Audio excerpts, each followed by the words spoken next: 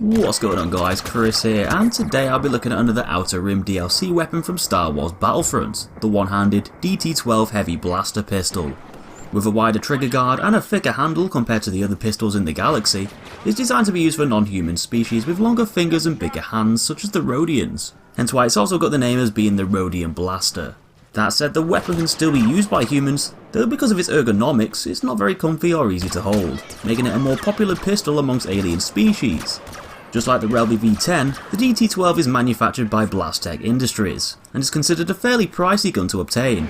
Not to mention that its use and ownership are restricted to legit military organisations and police forces, making it a tougher weapon to get a hold of.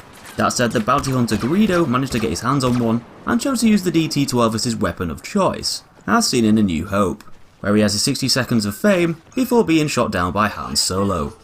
In the Star Wars universe, the DT-12 requires a power pack to operate and is capable of firing up to 50 shots before the pack would need replacing. It also features a close range, non-lethal stun setting too, and the weapon is capable of switching between these two modes. Though in Battlefront, the lethal option is engaged at all times, and to stay in line with the other weapons in the game, it also functions the same in terms of having a heat-up system instead of having to swap power packs. Now, to unlock the DT-12, you'll first have to be the owner of either the Outer Rim DLC or the Star Wars Battlefront Season Pass. With that box ticked off, you can then head over to Jabba and purchase his DT-12 contract at a price of 3,000 credits. With the contract bought, you'll then need to complete two challenges. The first one requires you to get 15 kills in a round with any blaster pistol, and with this one I'd suggest hopping into larger game modes with more players to shoot at. These generally last a little bit longer than the 16 player matches, and so completing this requirement should be a little bit easier on these bigger modes. As for the latter of the two assignments, you'll also have to get 30 kills with pistols on the game mode Blast. This is pretty simple and shouldn't take too long to do. Just jump into a Blast playlist or a match, either equip the DH-17, the SE-14C, DL-44 or the DL-18, and rack up as many kills as you can in a match. Kills accumulate over rounds, so don't worry about having to get any streaks. Just play as you normally would, and eventually this task should be met. Anyway, once you've completed both challenges, you'll unlock yourself the small but powerful DT-12 Rodian Blaster.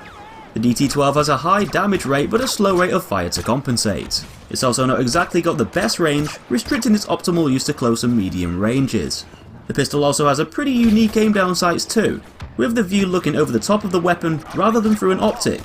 And although it doesn't zoom in a hell of a lot, it clears up a lot of that space often obstructed by optics on other weapons, allowing you to see what's going on around you a bit more easily. Up close, the gun can normally kill in about 3 shots, making it a truly deadly weapon in the right hands. Though because of its slow fire rate, missing too many of your shots will likely give the enemy a chance to take you out. With the DT-12 being a pistol type weapon, it suffers more so over longer distances, and killing other players at long range can typically take about 6 or 7 direct hits to put them down. And because of this slow fire rate, this can lead to some problems when dealing with players using weapons with better range, as it'll probably take you a little bit longer than you might think to kill them. Down to the DT-12's lack of damage over distance, it's probably a weapon that's better suited for those closer range shootouts, and fits in more with the CQC playstyles of the smaller 16 player game modes, instead of the big sprawling landscapes of the larger maps and longer sightlines. Though in CQC, it's still not exactly a safe bet, as you still might be outgunned by other, faster firing weapons, especially if you miss a few of your shots.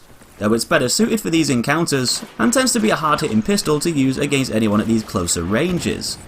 You should be able to fire off about 13 shots in succession before your heat indicator will reach its maximum, so considering it's a fairly powerful gun, it can still get quite a few shots out before it might start overheating. But generally, the DT-12 can be a tough little bugger depending on the situation. But it's not going to have your back all the time, and it might start to struggle a little bit beyond medium range. So that's pretty much it for this one. If you liked the video, give it a thumbs up on your way out, and be sure to subscribe to see loads of other guides and stuff on my channel. Take it easy, and I'll see you in that next one.